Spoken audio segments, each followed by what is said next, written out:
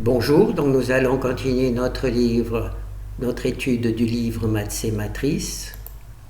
C'est un wikibook. Alors on travaille actuellement sur les espaces euclidiens.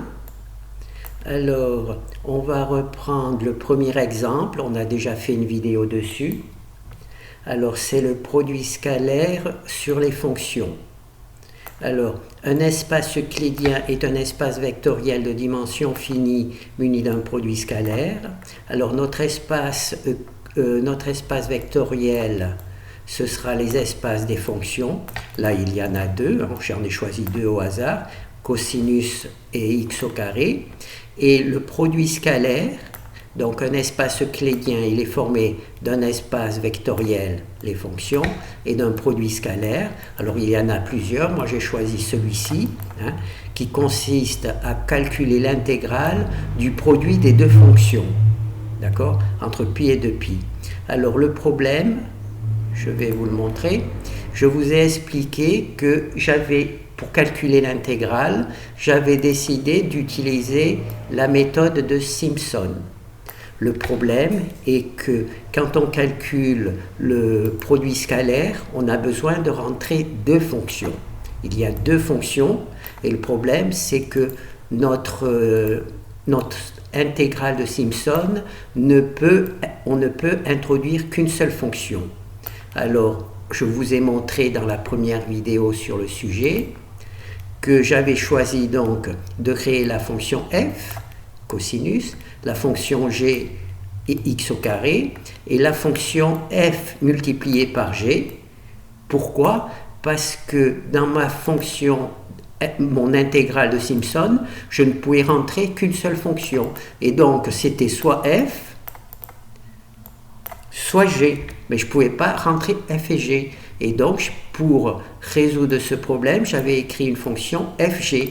D'accord? Et là, en fait, je rentrais la fonction fg. Une seule fonction, mais dans laquelle il y en a deux. Il y a le produit de deux. Et là, aujourd'hui, ce que je vais vous montrer, c'est... Alors, ce travail est intéressant si, par exemple, vous avez une fonction dont vous ne comprenez pas l'algorithme, d'accord? Vous avez une fonction dont vous ne comprenez pas l'algorithme, et cette fonction est destinée à recevoir une seule fonction.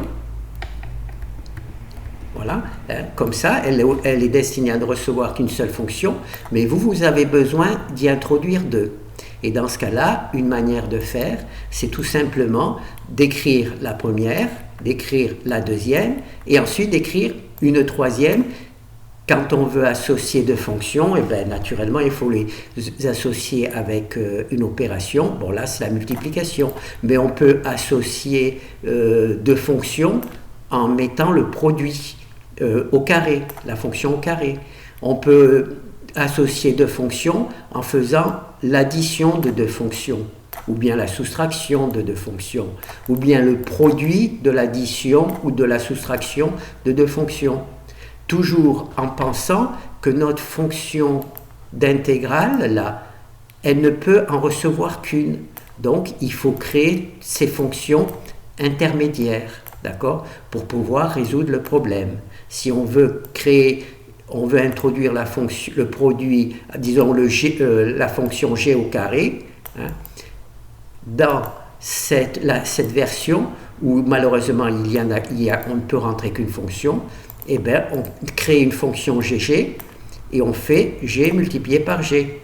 Et donc là, quand on rentre cette fonction-là dans la fonction de Simpson, eh bien, tout va bien. Alors, ce que je vais faire une copie de cette page. Alors là, c'était le cas où on a un algorithme que l'on ne connaît pas, et donc modifier une fonction pour introduire trois nouvelles fonctions, trois appels de fonctions différentes, ça peut détruire l'algorithme. Mais là, c'est un algorithme que l'on connaît. On l'a déjà vu, on l'a déjà utilisé plusieurs fois. Donc, on peut choisir une autre méthode. Alors, nouveau. Alors là, je vais créer un nouveau fichier. Je vais l'appeler f f dot 2. Voilà. Dans f dot, il y a la fonction produit scalaire, la fonction norme, la fonction distance et la fonction cosinus. D'accord? Donc là, je vais faire un nouveau fichier. D'accord? Fichier enregistré sous. Là, j'ai fait un nouveau nom. Alors, où es-tu, mon répertoire? Voilà, donc là, c'est mon répertoire. Hein, je reconnais le truc et j'enregistre. J'enregistre avec le bon nom, sinon ça ne va pas. Donc là, j'ai enregistré avec le nouveau nom, enfin un nouveau fichier. Alors, j'essaie d'arranger les choses. Ça, c'est bon. Alors maintenant, naturellement, il faut que je l'appelle. Donc là, j'appelle f dot.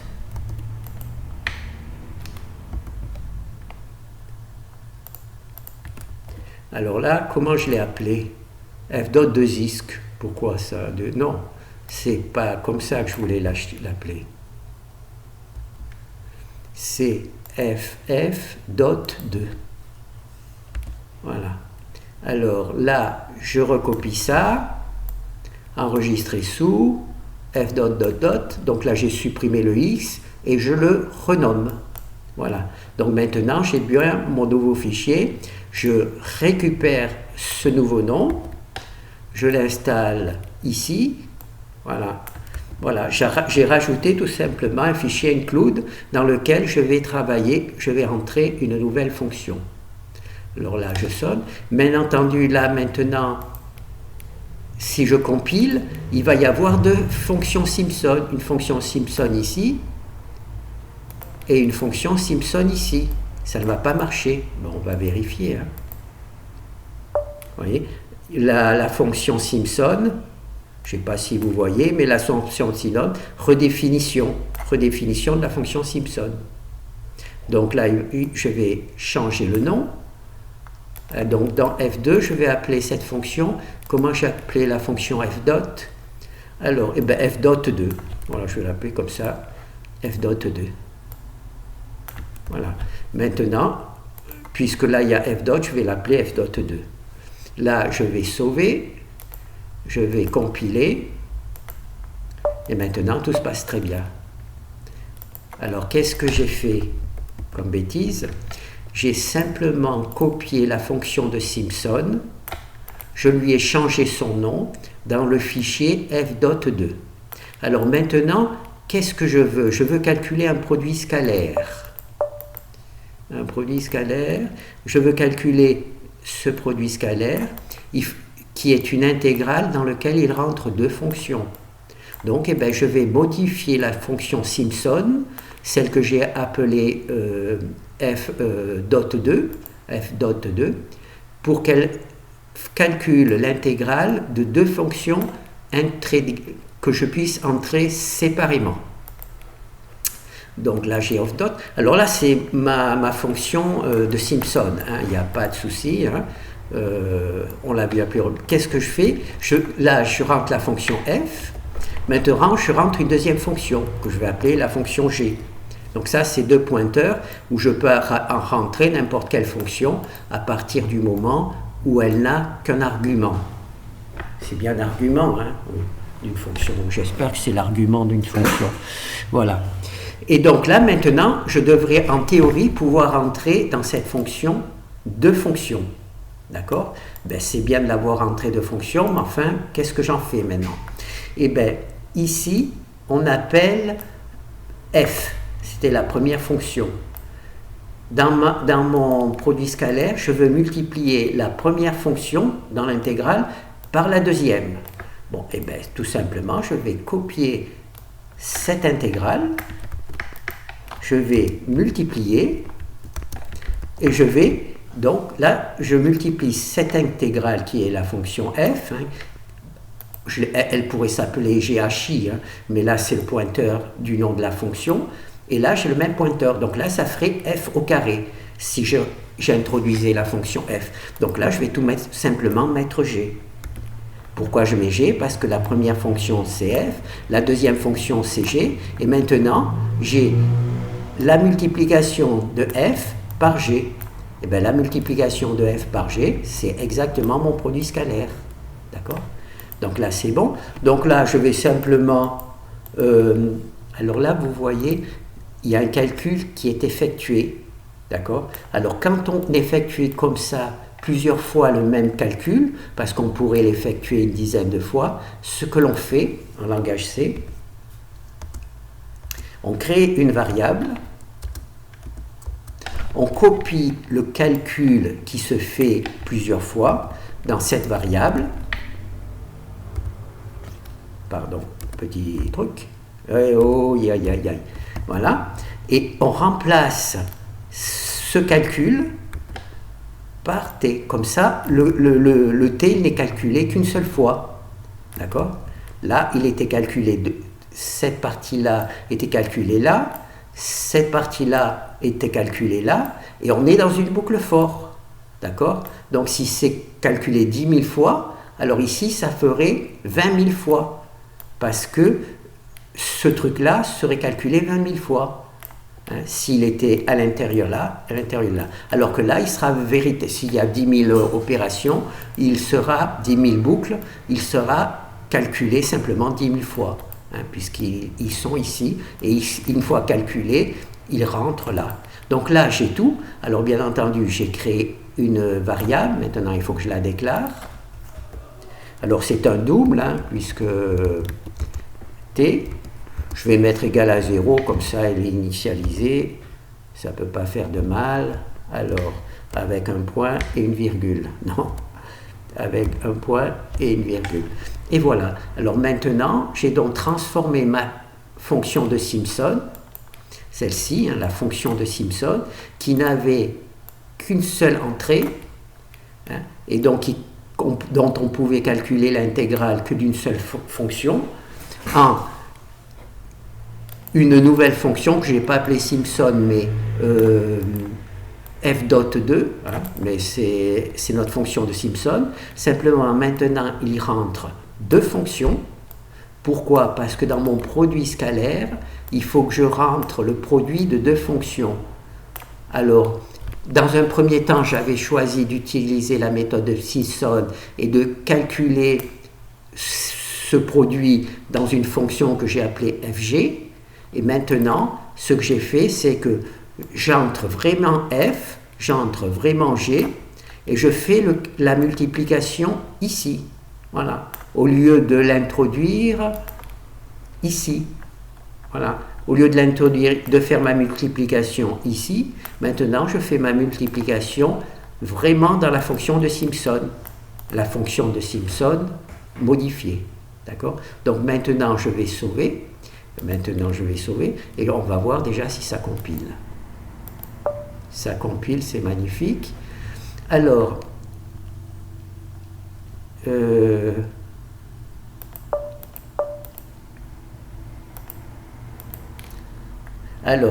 ici, j'ai mon calcul de ma méthode de Simpson. D'accord?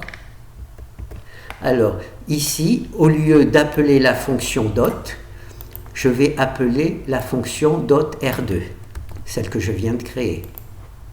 Donc la fonction R dot. Alors là, vous avez vu, on obtient le même résultat avec la fonction dot, celle-là, où on introduit le produit fg sous forme d'une fonction. Alors maintenant, je vais modifier le truc. Là, je mets la fonction. Par contre, cette fonction-là, elle accepte une entrée f et une entrée g. Donc on mettre une petite virgule et on accepte l'entrée f et l'entrée g. Et maintenant, le miracle, ça serait que cette fonction donne exactement la même valeur que celle-ci. Celle-ci, ça consistait à calculer le produit fg, ce produit-là, dans la méthode de Simpson. Dans la méthode de Simpson. C'est-à-dire qu'ici, on remplaçait par fg. Voilà. D'accord ? Et là, maintenant, alors maintenant, il faut que j'arrête, que je... Oh. Ah. Où j'en suis? Là, Voilà. Donc là, c'est bon. Donc maintenant, ce que nous allons faire, c'est tester cette nouvelle fonction qui au départ s'appelait Simpson avec une seule fonction. Maintenant, on en a deux. Hein. La multiplication, on l'a fait directement dans la fonction et non plus dans la création d'une fonction fg. Et maintenant, on va voir si cela fonctionne. Si cela fonctionne, on devrait avoir, comme ici, les mêmes valeurs. Ici, on avait utilisé la méthode de Simpson. Ici, on avait calculé, non, c'est ici qu'on avait calculé avec la méthode de Simpson, et ici avec la fonction f dot, mais quand f et g étaient une seule fonction. Alors maintenant, on va y aller. Alors on compile, déjà ça marche. On make, voilà, et on a exactement la même valeur. Et là, cette fois-ci, on a utilisé f et g. Hein, f et g. Et donc, c'est tout bon. Voyez. Donc là, on a modifié la méthode de Simpson, mais ce travail-là n'est possible que si vous connaissez parfaitement l'algorithme de cette fonction. Si c'était une fonction que ce n'est pas vous qui l'avez écrite et dont vous ne comprenez pas l'algorithme, qui est fourni qu'avec une entrée pour les fonctions et que vous avez besoin de deux entrées, là, malheureusement, il faudra utiliser celle-là. Vous rentreriez toujours une seule fonction, mais le calcul des fonctions se ferait ici, dans une fonction extérieure. D'accord ? Par contre, nous, comme on connaît bien l'algorithme de... Alors là, j'ai supprimé une fonction. Comme on connaît bien l'algorithme de Simpson, donc on a rajouté une fonction, on a rajouté le produit, hein, puisque c'était le produit des deux fonctions. Hein. Dans le produit scalaire, c'est le produit des deux fonctions d'une intégrale. Et voilà. Et donc là, on peut voir, hein, on va le relancer, on a bien le bon résultat. Voilà, on a bien le bon résultat avec l'appel d'une fonction dans laquelle f et g sont séparés. Voilà. Alors, le deuxième, c'est on va calculer la norme de f. Alors, le calcul de la norme de f, ici, dans la méthode de Simpson que l'on avait fait au départ, là encore une fois, hein, on peut rentrer qu'une seule fonction. Mais nous, pour calculer la norme, il faut calculer, alors, le carré pour calculer la norme, hein, il faut calculer le carré. Hein, il faut calculer le carré. Donc, il y a deux fonctions, ou bien calculer le carré. Mais là, avec notre méthode de Simpson standard, on ne peut pas faire ça. C'est pour ça que j'avais créé un petit subterfuge, c'est-à-dire que je faisais la multiplication ff, et ensuite, au lieu de rentrer la fonction f, je rentrais la fonction ff. Pour g, c'est la même chose. Hein, j'avais fait un subterfuge, et j'avais rentré la fonction gg, hein, avec le produit de g par g. Pourquoi ? Parce que pour calculer la norme d'un... la norme de je ne sais plus quoi, il faut faire le produit des deux. Alors maintenant, qu'est-ce qu'on va faire ? Eh bien, on va récupérer ça.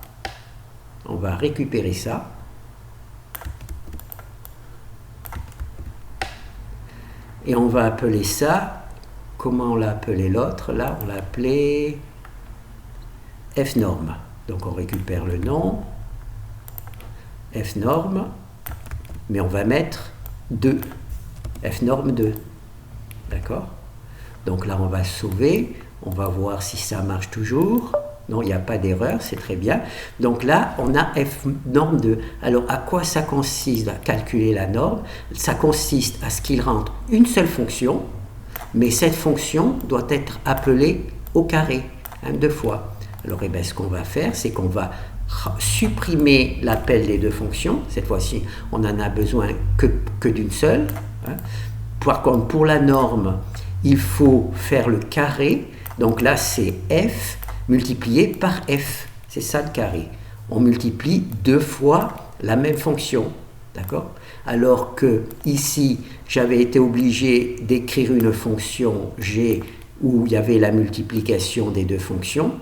Là, eh ben, je rentre uniquement f et le produit des 2 fonctions se fait ici, à l'intérieur.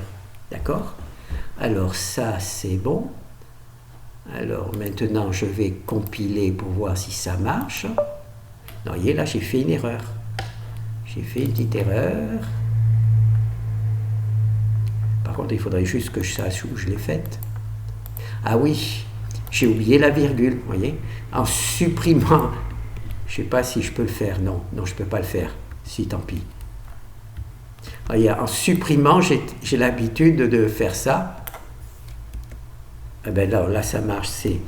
Je sais pas, j'ai fait quelque chose que je n'ai pas l'habitude de faire. Et vous voyez, là, j'ai oublié la virgule. Voilà. Donc maintenant, je mets une virgule. Voilà. Et là, j'ai fait l'erreur de faire. Alors, il y a F et G. Et donc là, c'est F et F. Pourquoi? On calcule la norme. Et la norme, ça consiste à calculer l'intégrale de F au carré. Et d'en prendre naturellement la racine. Alors, là, on va fermer. Alors maintenant, j'ai normalement tout. Je sauve. Je compile pour voir si je n'ai pas fait d'erreur. Donc là, je n'ai pas fait d'erreur. Alors, ici, j'ai calculé la norme avec la méthode de Simpson. Maintenant, ici, on a calculé la norme avec fnorm, hein, là où on utilise ff ou gg. Et maintenant, on va modifier, on va utiliser cette fonction-là. Alors, cette fonction-là, elle est ici. Et maintenant, si je veux calculer la norme de f, il suffit que je rentre f. Je n'ai plus besoin de rentrer ff. Pourquoi? Parce que le produit au carré, le carré de cette fonction est calculé directement dans la fonction. Alors là, c'est toujours notre méthode de Simpson que l'on a manipulée. On a remis une seule fonction, mais dans le calcul, dans l'algorithme, au lieu d'avoir juste ça, c'est normalement le truc, on a rajouté une deuxième copie pour avoir le carré. Pourquoi pas? Pourquoi pas? Parce que dans un produit scalaire, c'est le carré. C'est pas juste f de x que l'on calcule, mais c'est f de x. Ça, c'est pour la norme. Alors là, on a la racine. Alors là, ce que l'on peut faire, il y a deux solutions. Soit on introduit SQRT. Alors là, je vais rassembler. Voilà. Là, on rentre SQRT pour avoir la racine. Et donc, on va d'abord tester comme ça. Déjà voir si ça fonctionne. Ah, par contre, je l'ai bien mis, oui. Je l'ai bien mis. Et voilà, on a les mêmes valeurs. Alors là, il y a deux logiques. Alors là, j'ai introduit la fonction SQRT pour avoir la norme. Mais en règle générale, quand on calcule la norme, ce n'est pas la norme qu'on calcule, mais la norme au carré. Pourquoi? Parce que dans beaucoup de propriétés sur lesquelles on travaille, on voit que c'est la norme au carré, la norme au carré, la norme au carré, la norme au carré, la norme au carré, la norme au carré. Et donc, si dans cet algorithme qui calcule la norme, si je calcule la norme réelle avec la racine, ensuite, pour avoir la norme au carré, je serai obligé de remultiplier. Alors que quand on calcule, au lieu de dire qu'on calcule la norme, on calcule la norme au carré. Voilà, juste sans racine. Voilà, sans la racine. Pourquoi? Parce que quand je vais par exemple vérifier toutes ces propriétés, au lieu de calculer la norme et la mettre au carré, eh ben, je calculerai directement la norme et j'aurai le résultat. Par contre, à chaque fois que j'aurai à calculer la norme, il faudra que je me rappelle que c'est je calcule en fait la norme au carré. Il faudra que j'en calcule la racine. D'accord? Mais là, exceptionnellement, je vais mettre racine. D'accord? Pour me simplifier. Et ensuite, à l'utilisation, si véritablement le fait de calculer la véritable norme avec la racine me pose un problème, je la retirerai. Mais pour l'instant, on va quand même conserver racine. Pourquoi? Pardon. Parce que c'est écrit ici. Bon, là, c'est pas visible. Si c'est visible ici. Voilà. C'est la norme. Hein, pardon, ou c'est la norme, c'est la racine. Il faut calculer la norme et en prendre la racine. D'accord? La racine carrée. Alors là, pardon, donc là on a vu, donc là j'ai bien mis la nouvelle fonction, là c'est l'ancienne Simpson, et quand on fait le calcul, on a exactement les mêmes valeurs. Vous voyez, on a exactement les mêmes valeurs. Alors maintenant, le troisième, c'est, bon celui-là, on le supprime, la fonction normalisée, on le supprime. Alors là, le troisième, ça va être la distance. On veut calculer la distance. Alors, la distance f dot. La distance, c'est ici. Ça consiste à calculer la norme de f moins g. On peut écrire une nouvelle fonction, donc on reprend la copie. Là, la distance, il faut rentrer deux fonctions. Donc, on prend cette valeur-là, où il y a deux fonctions. On la met ici.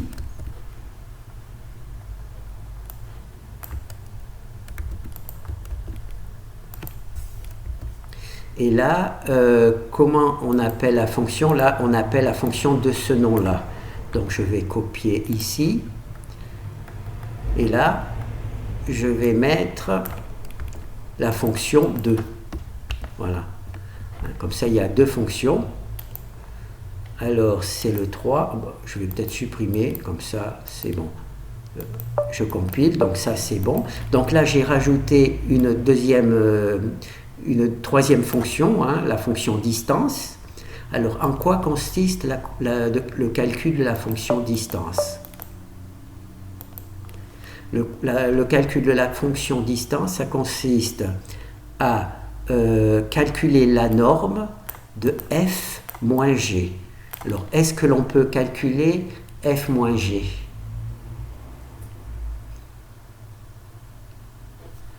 Donc, là, je vais peut-être être obligé d'utiliser f moins g.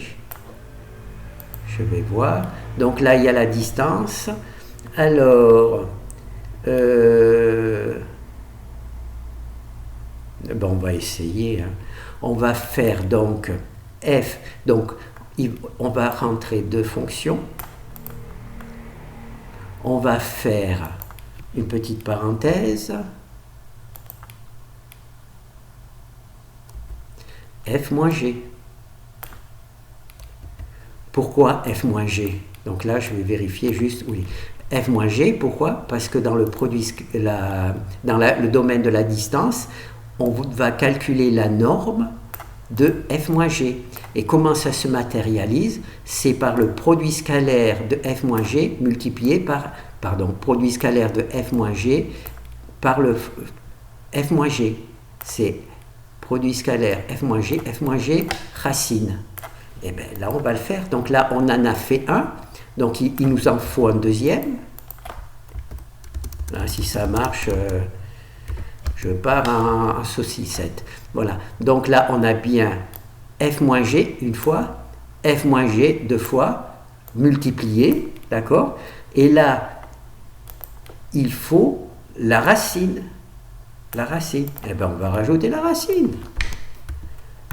Là, si ça marche, d'ailleurs, donc premièrement, la racine, c'est sur l'ensemble. Voilà.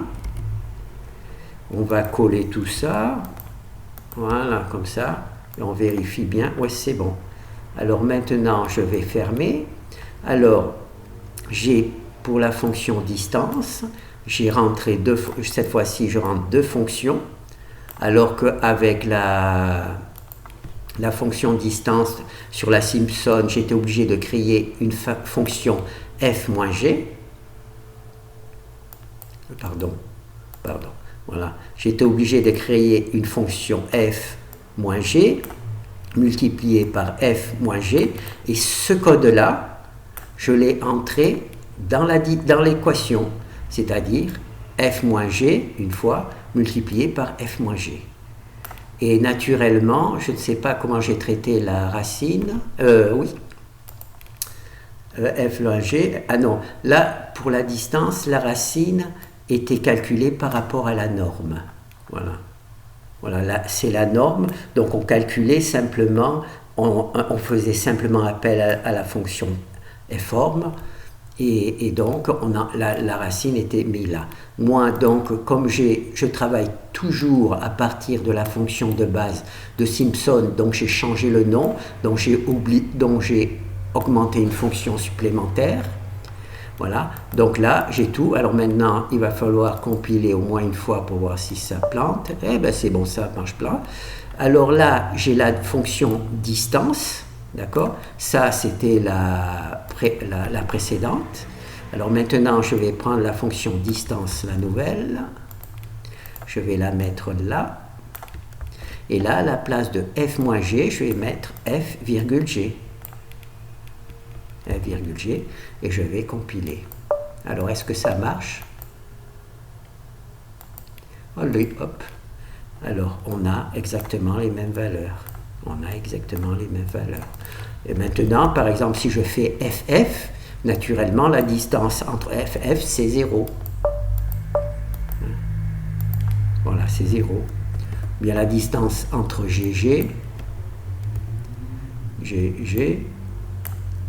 c'est 0. Voilà. Et la distance entre G et F, c'est-à-dire, on inverse le truc, eh bien, c'est toujours ça. La distance FG est égale à la distance FF. La distance FG est égale à la distance GF. Ils sont à la même valeur. D'accord? Donc, après la truc, donc là, on a supprimé la distance. Et maintenant, ce que l'on va faire, c'est... on va essayer d'écrire la fonction cosinus. Alors, la fonction cosinus... Oh purée. Non, là, c'est pas possible.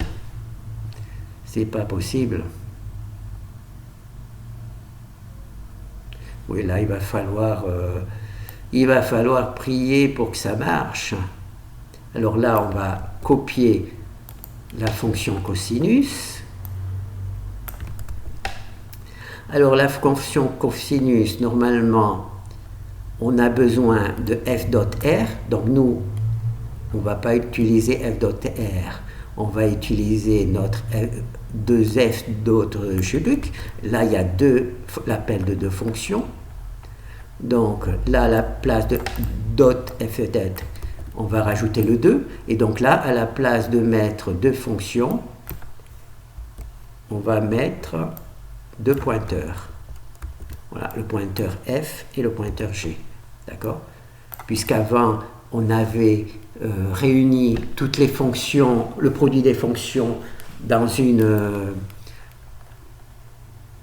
le produit de fg sur une seule fonction, donc on n'avait besoin que d'un seul pointeur, mais là, comme on utilise f.r qui a deux fonctions, donc une elle appelle f et l'autre elle appelle g. Voilà, l'autre elle appelle g. Une pointeur f, une pointeur g. D'accord? Alors maintenant, ici, on a besoin de la norme. J'aurais peut-être dû, je ne sais pas si je peux compiler là. Et non, je ne peux pas compiler. Pourquoi je ne peux pas compiler? Et oui, je ne peux pas compiler puisque j'ai pas encore... Bon, tant pis, alors je vais faire ça en aveugle. Donc là, on va remplacer norme par norme 2. Norme 2. Alors... je ne peux pas compiler, pardon. Donc là, je remplace f norme 2. Je ne peux pas compiler parce que là, je fais appel à un pointeur qui s'appelle pf. Et il n'existe pas. Il y a PFG, PFF, PGG, là, mais il n'y a pas PF.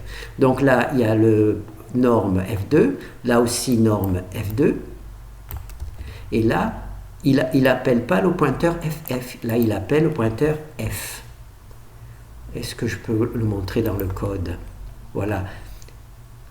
Pour calculer cosinus de alpha, il faut faire le produit scalaire FG. Donc là, on a fait le produit scalaire F2, hein, où on a pris F et G. D'accord? On a séparé, parce que c'est justement notre travail aujourd'hui, c'était de séparer les fonctions. Donc ça, c'est le produit scalaire, et ensuite on calcule la norme de F et la norme multipliée par la norme de G. Donc là, on a rentré la norme de F, hein, la norme de F, et là, on a entré la norme de G. Là, il y a GG, parce que vous vous rappelez que pour les normes, j'étais obligé, normalement, pour les normes, il faut appeler 2 fois F ou 2 fois G, et naturellement, dans la méthode de Simpson standard, on ne pouvait pas le faire. Soit on rentrait GF, soit FG. Donc j'ai créé une fonction qui fait la multiplication avant l'appel de Simpson. Mais là, comme on a créé une fonction f-norme,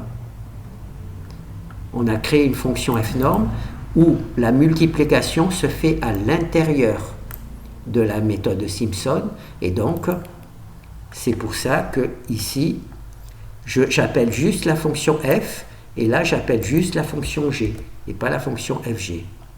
Alors j'ai donc besoin non plus de tous ces trucs, j'ai besoin de la fonction f,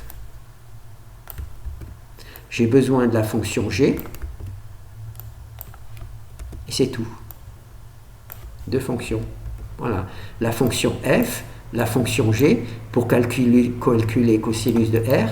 Donc là, on va mettre cosinus de r 2, hein, puisque on a tout mis un 2 par rapport à la version précédente qui était peut-être la 1, hein, mais qu'on n'avait pas indiqué comme étant la 1. Donc on calcule f2. Alors là, on a nos fonctions f et g. On a nos pointeurs f et g. Là, il y a les pointeurs f, le pointeur g, donc c'est bon. Là, il y a le pointeur f, à la norme de f. Il y a la norme du pointeur g. Très bien. Alors, normalement, tout est bon. Tout est bon. Alors, on va voir si ça compile. Ah ben, ça compile. Alors, maintenant, qu'est-ce que je vais faire? Je vais faire une deuxième copie. Comme ça, on va copier de... oui. Oui, on va faire directement une copie. Et donc là, j'appelle la fonction f de je sais pas quoi, mais là, je vais appeler la fonction 2. Là, je vais appeler la fonction 2 de f. Pourquoi? Parce que c'est ma nouvelle version. Et donc, ici, je vais calculer le calcul avec la version précédente. Et ici, je vais faire les calculs avec la nouvelle version. Alors, bien entendu, maintenant, ici, on n'appelle plus FG, mais on appelle F et G. Et le troisième fonction n'est plus utile. Alors, ici, pour cosinus truc, donc là, on appelle F. Pardon. On appelle F. On appelle G. Celui-là est inutile. Et voilà. Et normalement, avec un peu de chance, si vous êtes croyant, comme dirait l'autre, c'est le moment de prier. Hein. Parce que là, je tiens à préciser que je n'ai pas fait le test avant. Hein. Je suis parti à l'aventure. C'est ça la programmation. Voilà, c'est malheur. Et on a les mêmes valeurs. Vous voyez, c'est ça. On a les mêmes valeurs. D'accord? Voilà. Donc, il y a plusieurs manières de produire des fonctions. Alors, des fois, vous avez une fonction de base qui vous est donnée, hein, et on vous dit, là, il y a une seule entrée, mais vous allez faire un travail en faisant entrer 3, 4, 5, 6 fonctions. Hein. Est-ce qu'on en a fait rentrer 3? Voilà. Alors là, il y en a deux, là, il y en a une, là, il y en a deux, et il y en a deux, donc il n'y en a pas trois. Mais enfin, plusieurs fonctions, alors qu'au départ, on vous donne une fonction dans laquelle il n'y en a qu'une. Alors il y a deux possibilités, soit vous avez compris l'algorithme et vous rajoutez simplement les fonctions, soit l'algorithme, il est trop complexe, hein, et donc au lieu d'ajouter une fonction, vous créez un subterfuge. C'est-à-dire que vous créez une fonction avec l'appel de deux fonctions. Là, je pourrais en appeler 4. Voilà, 4. F, G, alors F, G, H, I. Voilà, je pourrais appeler 4 fonctions, d'accord? Et il en rentrerait qu'une seule dans le triple de Simpson. Et les 4 fonctions, je pourrais faire une addition, une multiplication et une division. Une division. Voilà, une division.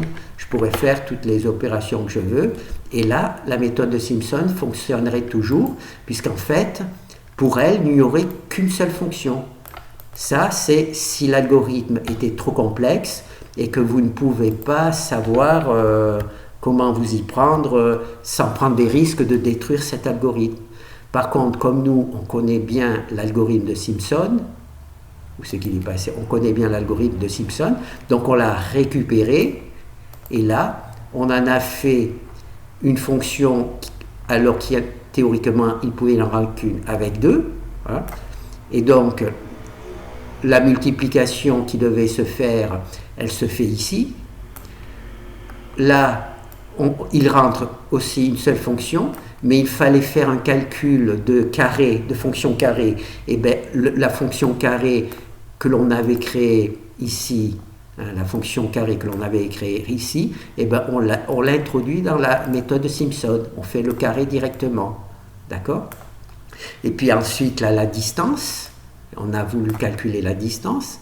Alors, dans la distance, il faut faire la soustraction de deux fonctions et la prendre au carré. Et bien, plutôt que d'écrire une fonction ici f minus g où on calcule la soustraction de deux fonctions et on en prend le carré, et bien là on le met directement dans la méthode de Simpson. On la met directement. Il y a la fonction 1, la fonction 2, voilà. Fonction 1 moins fonction 2 multiplié par fonction 1 moins fonction 2. On fait le carré. D'accord ? Et parfois, on a besoin de prendre la racine, et bien on prend la racine. Là, c'est la distance, donc oui, là on est obligé. Mais dans la norme, en règle générale, on ne prend pas la racine parce qu'on a tellement souvent besoin de la norme au carré. Et donc quand on calcule la norme, en fait, c'est la norme au carré qu'on vous donne. Et ensuite, c'est à vous de décider de prendre la racine ou pas pour avoir la norme standard. Parce que la norme au carré est bien souvent plus utile que la norme toute seule, la norme qui n'est pas au carré.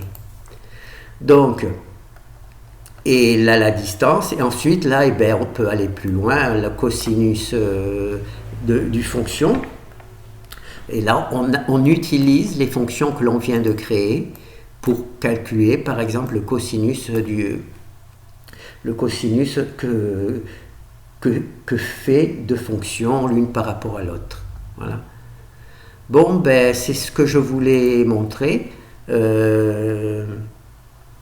Donc la plupart des fonctions, je n'utilise pas cette manière-là. Pourquoi ? Parce que je n'y avais pas pensé au moment où je l'ai faite. Et c'est en la faisant et en travaillant que je me suis dit que ça aurait peut-être été plus simple d'utiliser directement cette manière. Ça aurait été peut-être plus simple parce qu'on n'aurait pas eu besoin de toutes ces fonctions. Il y aurait eu besoin de f et de g, mais on n'aurait pas eu besoin de f multiplié par g, de ff, de gg, de f plus g, de f moins g.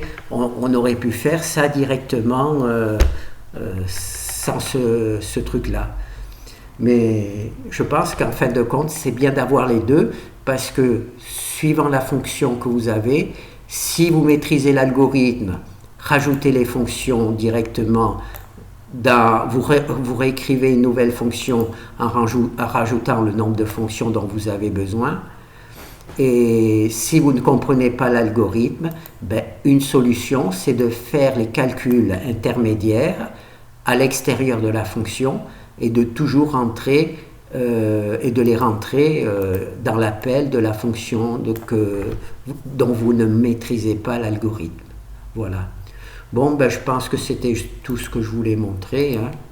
Donc là, on a travaillé sur les produits scalaires, sur les fonctions. Alors un espace euclidien est un espace vectoriel de dimension finie muni d'un produit scalaire. Nous, on a travaillé sur les produits scalaires, sur l'espace vectoriel des fonctions. Et le produit scalaire que l'on avait choisi, c'était l'intégrale du produit de la fonction f par g. D'accord ? Voilà. Et dans la prochaine vidéo, je crois que je vais faire la même chose, mais ça sera le produit scalaire des fonctions avec poids.